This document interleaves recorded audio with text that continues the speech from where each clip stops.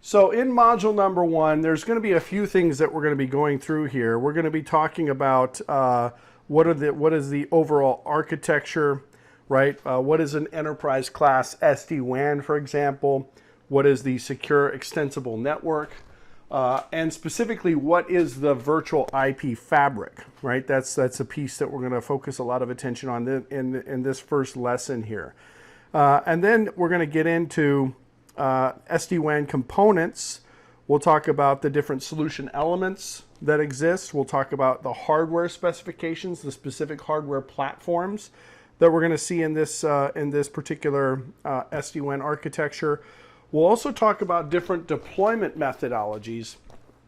And then we'll wrap up the module by getting into the actual SD-WAN components and how we manage them. So what are the dashboard panes that we're going to see in the vManage application? How do we log into vManage? How do we access the different devices in the architecture?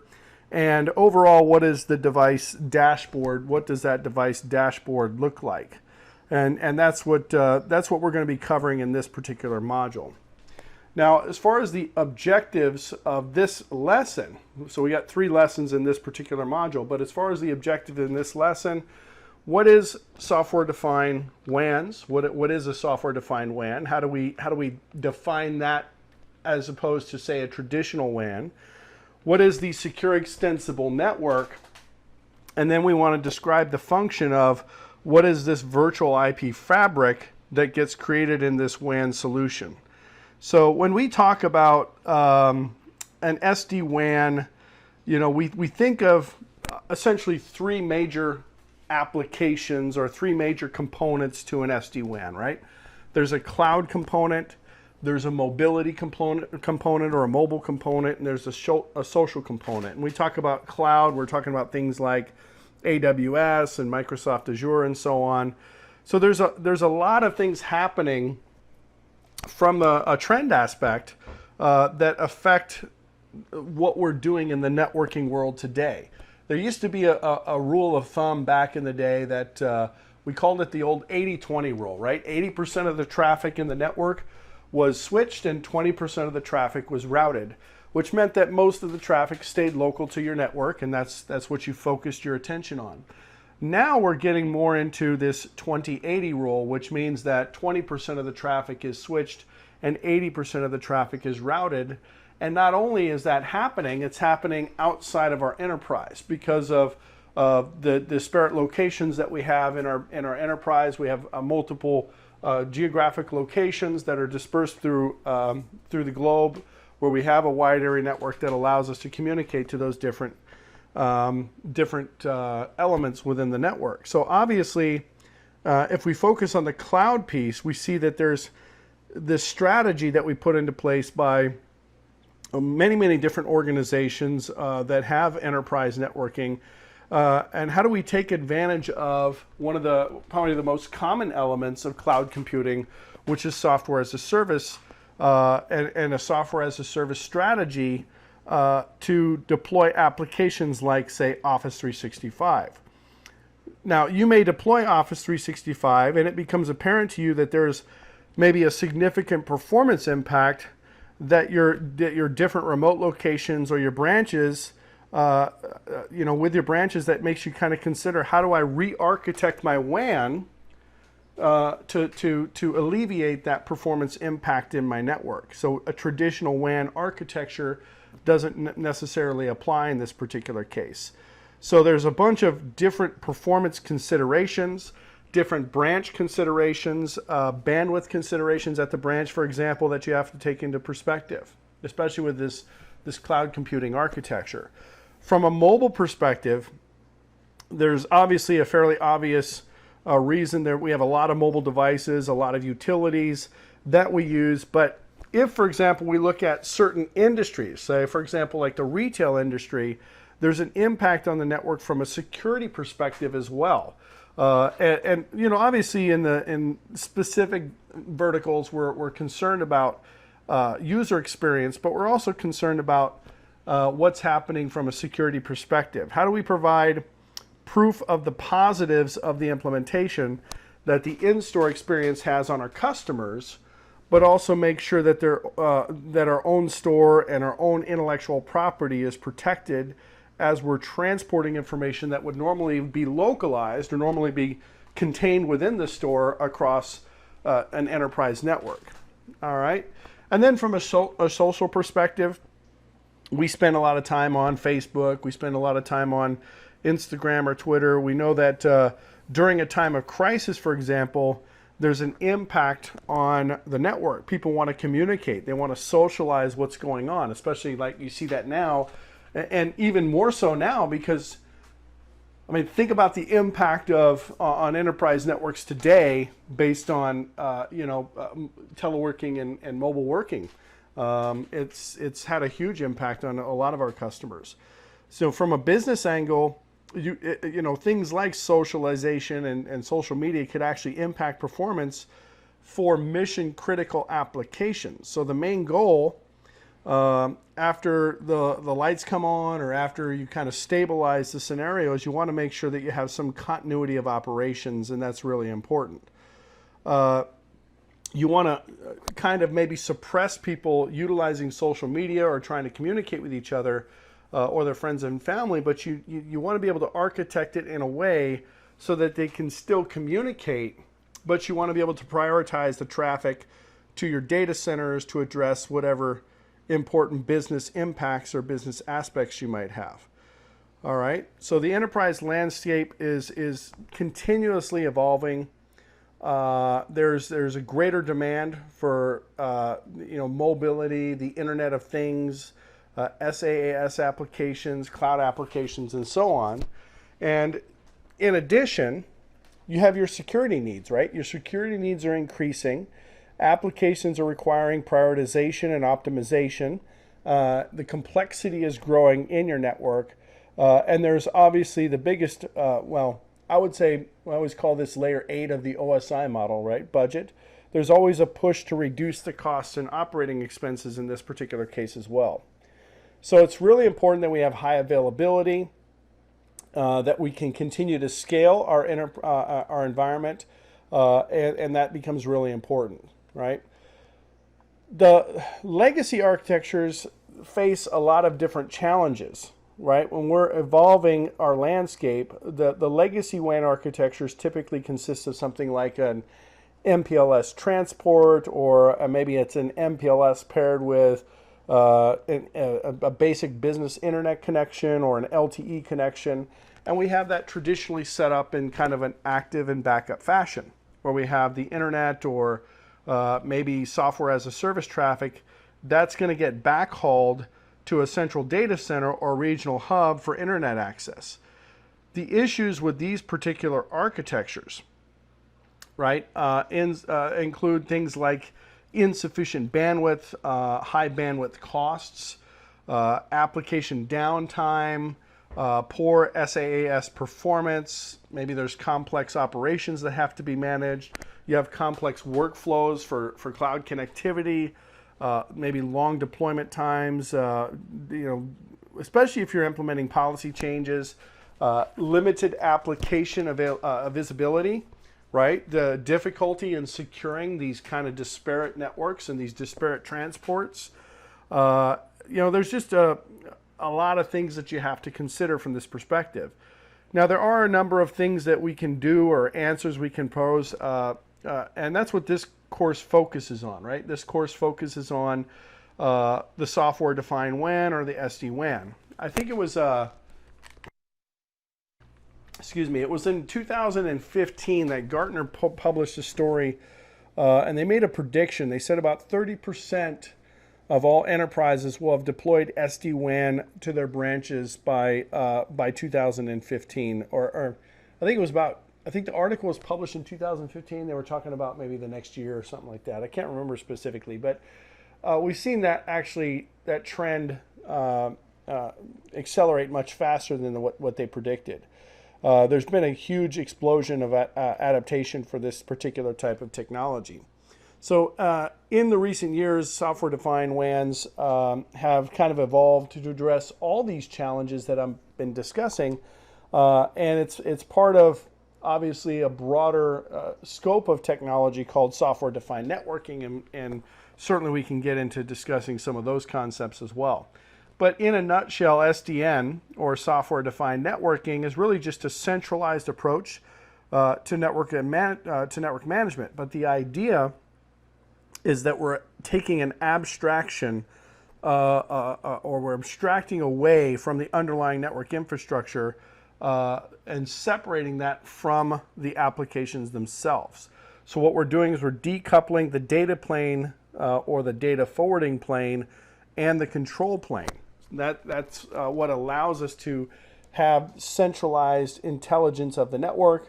That allows for more network automation.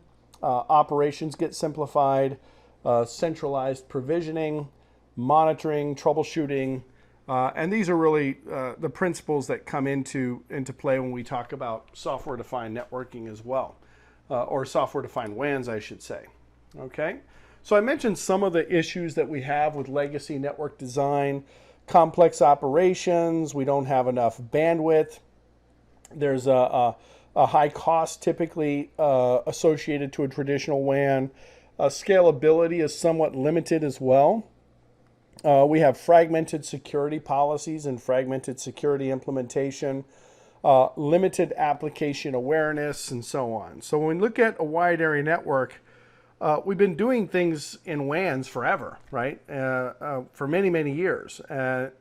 And we know that a lot of times what we have available to us in the WAN today is unable to meet the needs of what we're trying to do in the near future. And I think that's why you're taking this class, is because you want to learn about what this new technology can provide from the perspective of meeting those future needs, right? It's about big data analytics, right? Having the availability to see what's happening. You know, and that's what we're focused on in this particular case, right? It is something that we're trying to address the issues, right? The cost issue, the complexity issue, the length of installation times, the control, right?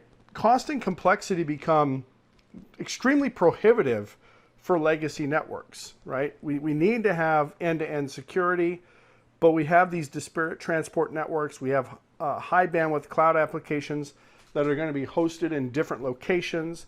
We have an ongoing need to increase the number of available bandwidth and so on and resources for mobile users and end users. We have to have some sort of any-to-any connectivity, which means we have to have kind of a fluid topology, if you will. And then we also have, of course, specific needs for business. So it's a really important concept when we talk about this. All right. So every router at the edge of a network has essentially two sides of routing, right? One is to transport data, so that's the connection that goes to the transport network, and one is on the services side of the network. So if we're going to have any-to-any communication among all of the routers need to be able to learn about all of the destination prefixes within the topology, right? And this is traditional routing, right? Traditionally, routers are going to learn these prefixes by either using some sort of full mesh IBGP or BGP or IGP process, or by enabling routing as an overlay tunnel, right? So maybe it's BGP over MPLS, or maybe it's GRE, or maybe even some sort of IGP protocol. So we have lots of techniques that allow scaling issues, or that allow, distribution of prefix information, what we call network layer reachability information, but there are scaling issues that are going to be associated to full mesh routing. All those adjacencies have to be maintained, and so we might employ other technologies. I'm sure you're familiar with the concept of a BGP route reflector, for example, so that we don't have to have a full IBGP mesh within an autonomous system and so on. What the SD-WAN fabric does is it builds on this route reflector model by centralizing the routing intelligence piece. Essentially, all the prefixes learned from the service side on a router get advertised to the centralized controller, which then reflects this information to other routers over the network's control plane. And that's what this diagram is describing in this particular case. The controllers do not have to handle any of the data traffic. Their whole purpose is basically to allow for control plane communication, and then that solves the problem of this full mesh routing, if you will. All right, so that's in general what we're talking about when we talk about this concept. So what does the SD-WAN provide? It provides security from end to end. It provides increased bandwidth, reduced circuit costs. It allows us to deploy our topologies in a hybrid environment. We can improve application experience with this. We have increased scalability and flexibility in the design, and most importantly, simplified management. All right.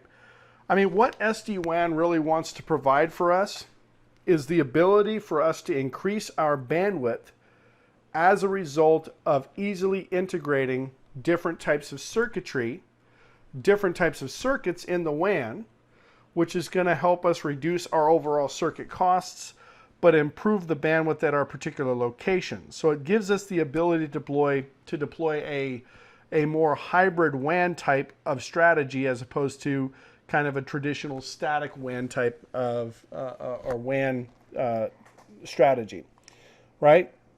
Now there are some other embedded elements associated to what any one SD-WAN vendor might provide you as far as a technology solution that really pertains specifically to application awareness. So you might be looking at a Cisco solution, or you might be looking at a TPX solution with the Velo Cloud or something like that.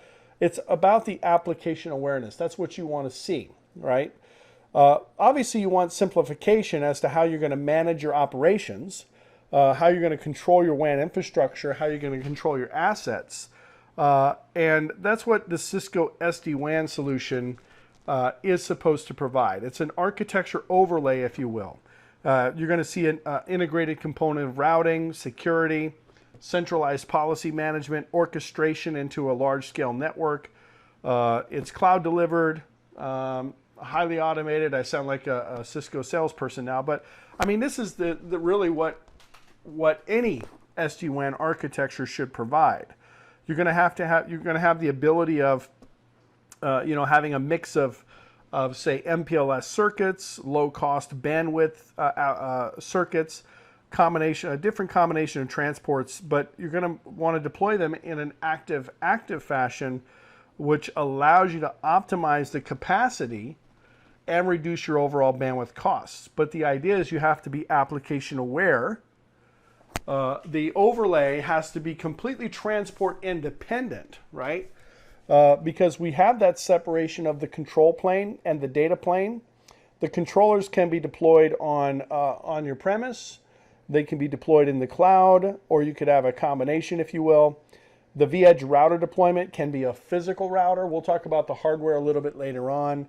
Or it can be a virtual platform. You want to have, of course, security involved. You can see here that we operate over a DTLS/TLS authenticated secure tunnel, which is really kind of it's almost one of the key components to this SD-WAN architecture, because traditionally with traditional WANs like an MPLS or an internet-based WAN, you would have to overlay your own VPN on top of that to provide that confidentiality, integrity, and so on. We're going to get into the security piece quite heavily, I think. Today we'll actually get into it in a lot of detail. I'll go through that with you guys today. So we're going to have certificate identity in this solution, right? Strong encryption, segmentation. We'll talk about segmentation. We're also going to talk about something called the Zero Trust security model. That's a pretty critical piece to this as well. And these are terms that you're going to see throughout the course. But the Zero Trust security model is really important. How do we provide control plane protection, right? What are our firewall options and so on? So seamless connectivity to the public cloud, movement of the WAN edge to the branch, application visibility, real-time SLAs, dynamic optimization, and so on. And lastly, rich analytics, right? The visibility into the application infrastructure. That's going to provide rapid troubleshooting, and it's going to assist you in kind of forecasting, what's going on, and provide you an analysis for really effective resource planning. So when I talk about SD-WAN, one of the things that I kind of introduce to folks is what is the what and how is the how, right? The what is SD-WAN is the approach by definition to architect a WAN utilizing some sort of software-defined networking technology to optimize control traffic between different locations. That's in a nutshell what SD-WAN is. The how is the controllers that allow us to create an encrypted overlay tunnel, which is that overall architecture on top of whatever existing WAN transport infrastructure that we have. And there's a couple ways you can look at this. This diagram here kind of gives you kind of an overview, right? We got vSmart controllers, the partner managed cloud or Cisco managed cloud, and then at the data plane we have our devices running OSPF and BGP and static routes and connected routes and so on. But if you look at this from a top-down perspective, there's four major components, right? Analytics, monitoring and operations, application policies, robust forwarding infrastructure, and then your transport independent fabric. That's kind of the underlying piece there. So it's a multi-tiered approach, if you will. And that's what we're going to focus on learning about in this class, right? So let's talk a little bit about the SEN, because this is the kind of a term that allows us to describe the overall architecture, if you will. So or the components. This is a three-layer approach. I just described kind of a four-layer model, but this is in essence the same concept here, right? So the SEN, or the Secure Extensible Network, is part of the software-defined WAN, right? As with any software-defined WAN, it's going to be based on the same or at least similar routing principles that allowed maybe the internet to scale in the 90s and the 2000s. What makes Cisco's SD-WAN SEN different specifically from other SD-WANs that you might get from other vendors is it provides kind of a separation of the data plane from the control plane and virtualizes a whole bunch of those routing elements that used to require specific hardware or dedicated hardware for that process. So the SEN in essence is this virtualized network that runs as an overlay. We have cost-effective hardware. Could be a physical router. These are called V-Edge routers, by the way, in the topology. Or it could be a virtual machine in the cloud, which would be called a V-Edge cloud router. You're going to have your centralized controllers. That in the Cisco space, that is called the vSmart controller. That's going to oversee the control plane of your SD-WAN fabric, which allows you to do the provisioning, the maintenance, and the security for the SEN overlay. And then we also have something called the vBond orchestrator, which authenticates all of the V-Edge devices when they join the SEN network. All right. So you see, we don't have those specific elements listed here, but you do see that, and we're going to talk about all of these pieces in a whole lot of detail as we move forward, right? So again, just to reiterate, we're talking about SD-WAN as an overlay architecture. Provides unified connectivity over different transport mechanisms like MPLS or broadband or LTE, and provides really centralized and simplified operations. And that's what we're focused on. And it can be a little bit complicated, right? There's a lot of pieces to this, right? In the operations side, we see I have our transport independent fabric, which could be broadband or LTE or MPLS. And we have two concepts that we're going to discuss there called zero touch and zero trust. On the monitoring side, we have our delivery platforms, which is typically our V-Edge devices that are providing the transport delivery, but that's going to include routing and security in the form of IPsec and TLS and DTLS, and network segmentation, quality of service, multicast, survivability, so active-active survivability or active-passive survivability. And then the analytics, that's the application awareness, right? Traffic engineering, application SLA, secure perimeter management, cloud path management, and so on. All right. So the SEN builds essentially a secure virtual IP fabric. It's going to include 5 or 6 different components. I mean, there's some other components that are involved, but these are the primary components. Obviously, routing and routing advertisements to establish and maintain the flow of traffic throughout your network. That's traditional routing. It's nothing that you haven't learned before if you've done routing in the past. Some sort of layer 3 segmentation. Traditionally, we would use a VRF for that, virtual routing and forwarding. Same thing here. We're going to use that in this case. The idea here is that we're trying to isolate various flows of traffic so we can separate traffic from different customers or business units or sectors within our enterprise. There are some peer-to-peer concepts for setting up and maintaining connections. There's authentication and encryption. We have policies for routing and data traffic and so on. So one of the things that I found challenging when I started dealing with this technology was learning all of the different terms and specifically what components do what in this particular architecture. So we know that traditionally, a legacy network is provisioned and monitored, well, at least in the Cisco space, manually through a command line interface, right? We have to type in configurations line by line. We have to enter those operational commands one at a time on our individual devices so that we can either retrieve information about the network or actually configure the network to perform a particular function. This method can be error prone, it can be time consuming, and it can represent kind of the difficulty in the network, especially if you're managing devices in remote locations where maybe management ports are not specifically available.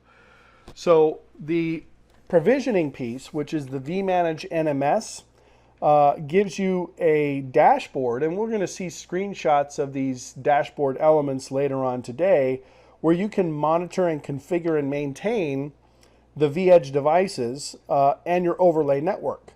So in the GUI, there's actually a templated view of different configurations, and these templates allow you to provision different aspects of the SD-WAN, and they're common elements. There are things like AAA, or maybe you're pushing out specific configuration pieces, and it's a single click from a single point. So you provision and you manage the network as a whole, and it's much, much easier as opposed to the legacy piecemeal approach where you're dealing with individual devices at a time. And that's, you understand this, that's basically where SD-WAN comes into play, or software-defined networking, I should say, comes into play, right? You got network visibility. You can look at network-wide VPN statistics, for example, in the vManage dashboard. Troubleshooting tasks are a lot more simplified, and it doesn't require that you look at lengthy configurations and so on from different devices. So it's a pretty interesting concept. And once you get into the lab, you're going to have an opportunity to kind of play around with some of these templates and deploying these templates on the devices and so on. You'll see it's pretty simple. Once you understand the moving pieces and you understand the architecture, you get a good understanding of what you're trying to implement. It actually makes it a little bit easier.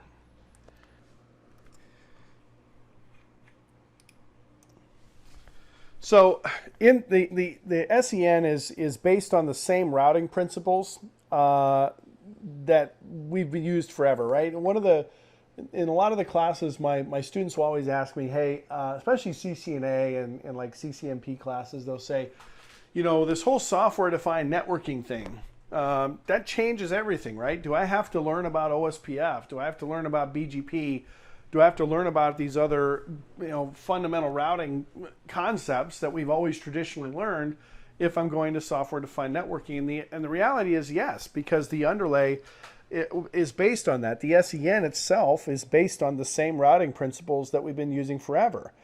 The only difference is, in this case, is that we're actually separating the data plane from the control plane.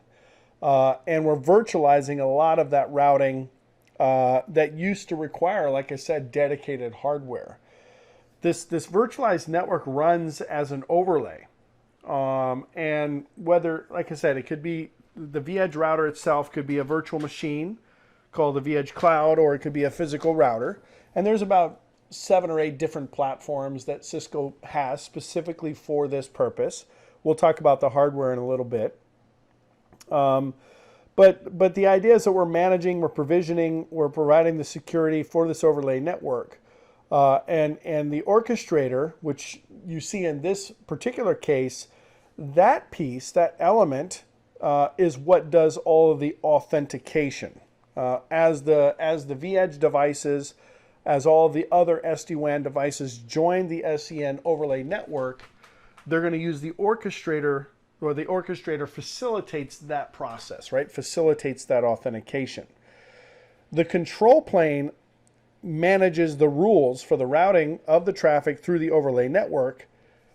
The data plane passes the actual packets through, between the network devices. And this has always been kind of how Cisco devices have operated. You've probably seen this in the past where you talk about the different planes of existence on a platform, right?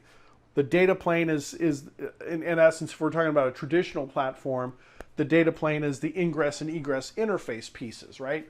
Traffic coming into an interface, traffic leaving an interface.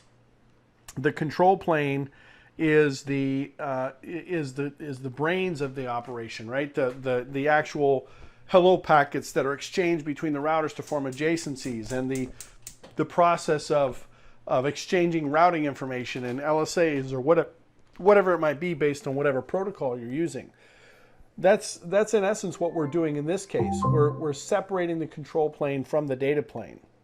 So the virtual IP fabric of the SEN is made up of 4 fundamental components. And this is the reason why you're taking this class, obviously, is to understand what these elements are, how they work together, so that when I'm trying to architect a solution, I know what pieces are involved and what pieces provide what function, right? And we're going to go into a lot of detail, particularly today, to discuss these particular pieces.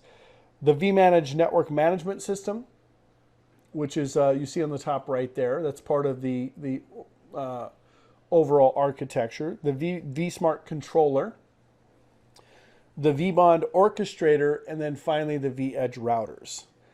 All right, the vEdge router, like I said, can be a hardware device or it can be a software device. The vManage NMS, the vSmart controller, those are going to run on servers, and the vBond orchestrator runs on as a process, which is a daemon process on the vEdge router itself. So hopefully, as we kind of go through the rest of our discussion here, it will become more and more clear how these pieces work together. All right. Now, the virtual fabric is a very important concept as well. The complexity that we see in legacy enterprise networks really comes from 3 sources, right? There's no clear separation between entities that exchange data traffic and the transport network that binds those particular entities together. That is to say that there's really no clear separation between the hosts, the devices, the servers that are on the different types of the networks, and then the interconnects between the routers and on the transport side of the network. That's one of the major issues. Additionally, policy and control decisions are embedded at every hop across the entire enterprise network. Security is time intensive, it's a manual process. Security management has to be implemented on every node in the network. and you have to manage all of the group keys and whatnot. SEN uses elements to build this virtual IP fabric. We use routing and routing advertisements to establish and maintain the flow of traffic throughout the network. We have layer 3 segmentation that's done through virtual routing and forwarding. That's going to allow us to isolate different flows of traffic so we can separate traffic from different customers. We have, like I said, peer-to-peer concepts, authentication, and encryption.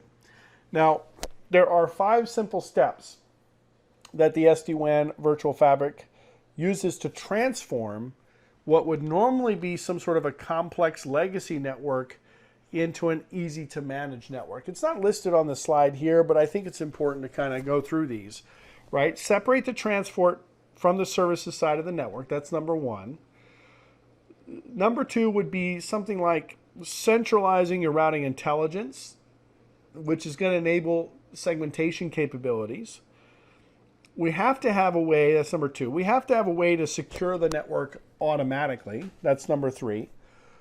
We have to have a way of influencing reachability through some sort of centralized policy. That's number 4. And we have to have, finally, very simplified orchestration and simplified provisioning. Right? We know what the job of the transport network is. Right? The transport network, just like in any kind of overlay, underlay type of scenario, the transport network is there to carry packets from one transport router to another. All right? We only need to know about the routes to follow that are going to give us the opportunity to reach a next hop or a destination router. I don't need to know about the prefixes for the non-transport routers, right? The routers that sit behind the transport routers in their local service domains. And that's very common, right? That's like saying I'm a service provider providing an MPLS backbone to a client. I don't really care what's happening on the client side. I care about what's happening in the transport side. And that's what we're trying to define in this particular case. So separating the network transport from the service side of the network allows you to influence, if you will, this router-to-router communication independently of the communication that you're going to see between the hosts themselves. So we can choose different transport circuits based on whatever SLAs we have, whatever the cost is, and the routing system can be assigned attributes to transport traffic. You were asking about previously on one of the previous diagrams, is it internet or is it MPLS? You know, is this a one or the other type of thing? And what my answer was is it's both, right? We're going to have different types of transports, but the idea is that we're trying to optimize routing. We're doing some sort of load balancing across those circuits and some sort of policy-based routing. And that's what we're focused on, right? So when we talk about centralized routing intelligence, we have a centralized controller that we can use. It's kind of an inexpensive commodity-based server that does all the control plane processing, if you will. The routers can use off-the-shelf silicone, but that gives us economies of scale because those are relatively easy to come by and cheap. We eliminate the challenge that we have typically with full mesh routing, like I talked about previously, and we can create multiple segments. Maybe we have complex protocols that we're running in the network, maybe different signaling protocols, and so on. So the centralized controller influences the routing of the routers. It doesn't participate in every flow. It also doesn't participate in the routing on the service side, but it allows the routers to have local intelligence but still be centrally managed. And that's the key here. All right, that's the key. So, as we're going to get into this in more detail. And I'm going to keep kind of trying to build on, what we're discussing. So you're going to see there's a lot of repetition in this course, but I think that's important because, there's, like you've already seen, there's 4 major components to this overall SD-WAN architecture. But then when you start peeling back the layers, you see some of these underlying components as well that are pretty critical. All right. And like I said, two sides of routing, one for the transport, one for the service side. And that's what we talk about when we talk about this, this routing intelligence. All right. All right. Now, segmentation, the network administrator can create multiple segments. We don't have to have complex signaling protocols. The PX prefixes can be part of maybe one VPN. The SX prefixes can be part of a different VPN. But the idea is that we're getting that same idea of segmentation, right? That provides us the ability to separate the routing concepts, if you will. We'll get into how segmentation occurs a little bit later on, and what kind of options we have for actually deploying different segments in our topology. All right. The secure networks or links, the SEN fabric, the bullet points here, I'll just kind of go through some of these, identifies the transport side. Remember, the transport side is V-edge to V-edge or endpoint to endpoint. This is also where we're going to be doing that automatic encryption. The encryption keys get exchanged over a secure session. We have our centralized controller, and we have the orchestrator, which is a daemon that runs on these V-edge routers that allows that process to be automated.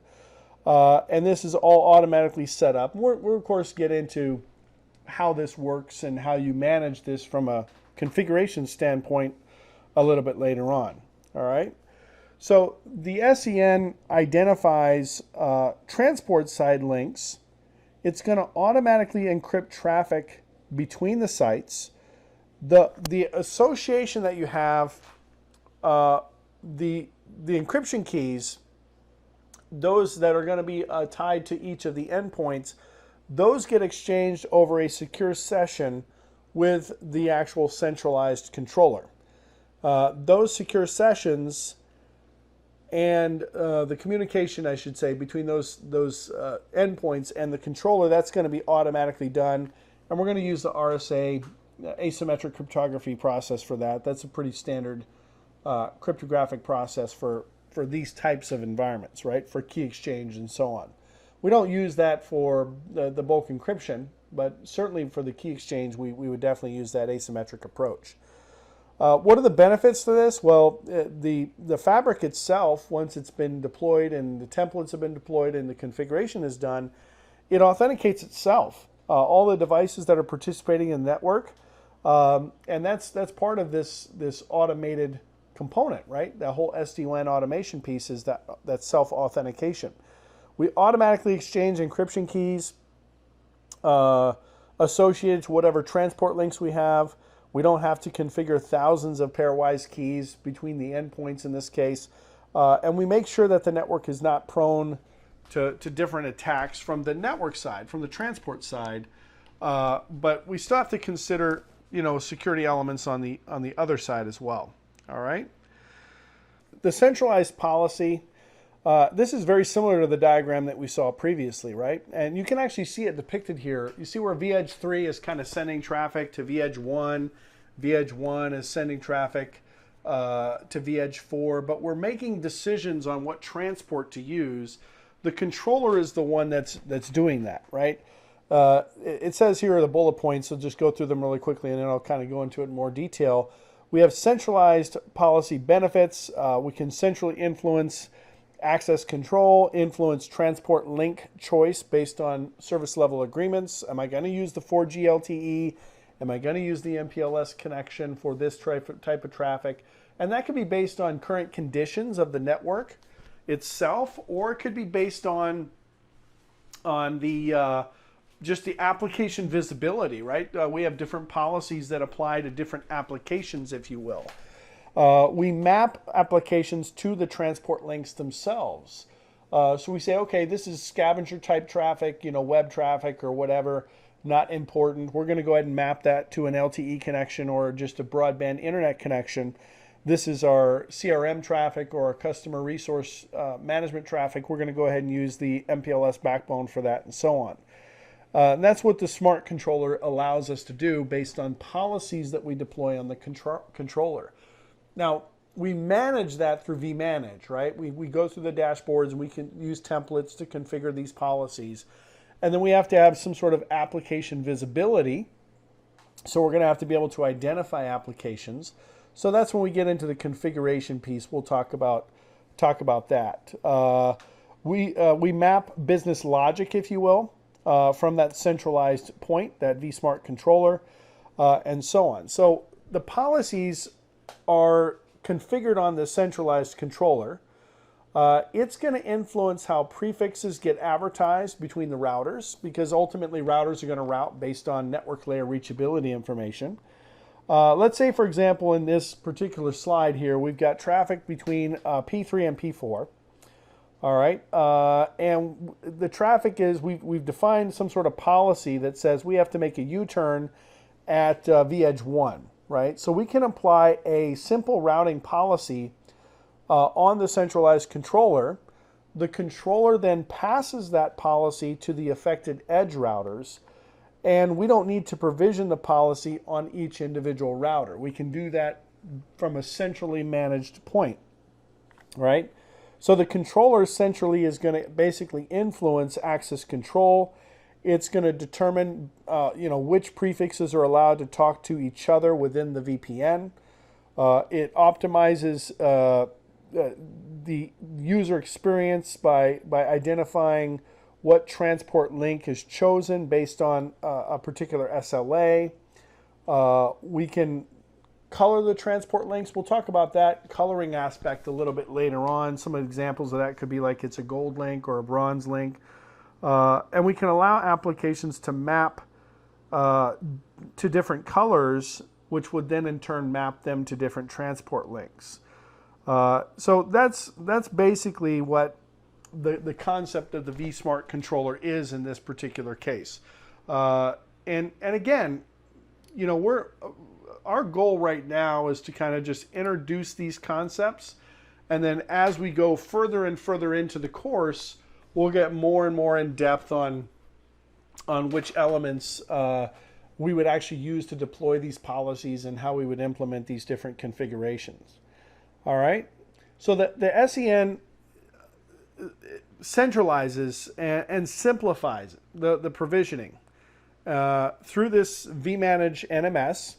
The vManage NMS is that graphical dashboard. In this particular module, I think it's this module or maybe it's module number 2, I can't remember specifically, we're going to look at all the different dashboards that we use to monitor, to configure, to maintain the different devices, the different links in our overlay network, which is the VPN network in essence, independent of the transport.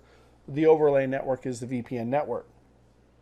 So there's going to be a GUI that you access, which gives you a templated view of all the different configurations, and there's probably, gosh, I can't remember specifically how many, but there's at least probably, I don't know, 20 or 30 different templates that you can deploy for different scenarios in this particular case.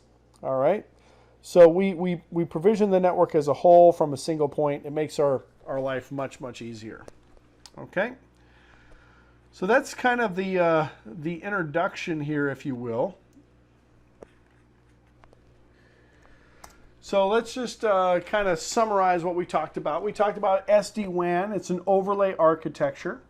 When we say overlay, by the way, we're talking about something that sits on top of an underlying transport, right? The underlying transport becomes kind of a secondary thought in this particular case. The overlay is the SD-WAN in essence, right? Unified connectivity over any transport. Transport becomes kind of irrelevant in this case. Simplifies operations, and by the way, that's also a reason why encryption becomes a critical piece, right? Because you're transporting a lot of this information or a lot of this data over networks that may not have inherently any kind of security built into them. So the security piece becomes a pretty important concept. But we talked about the centralized management, the policy control, application visibility. We talked about how the SEN, or the Secure Extensible Network, uses those basic routing principles to separate the data plane from the control plane, virtualizes a lot of the routing functionality through VRFs. That virtualized network is an overlay on top of whatever our transport is. And then we have controllers that oversee the control plane piece of that SEN fabric. And then the last thing we talked about was the virtual IP fabric, which includes the routing, the different routing advertisements, and the ability to kind of segment the various traffic flows. And we also talked about the authentication and encryption piece. Just an introduction, but we'll get into the details a little bit later on. All right. So I'm going to separate my video here, and we'll see you guys in the next lesson.